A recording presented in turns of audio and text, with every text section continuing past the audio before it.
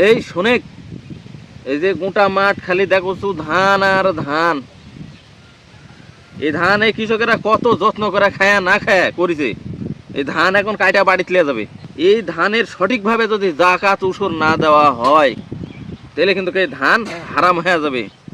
সেই জন্যে এই জাকাত আর এই উসুরের কথা সব সময় মাথাত রাখা লাগবে। তাছাড়া আল্লাহ কিন্তু মানুষকে গজব দিবে। গজব কি জন্য মানুষের হয়? মানুষের কৃতকর্মের ফলের জন্য গজব দেয় আল্লাহ।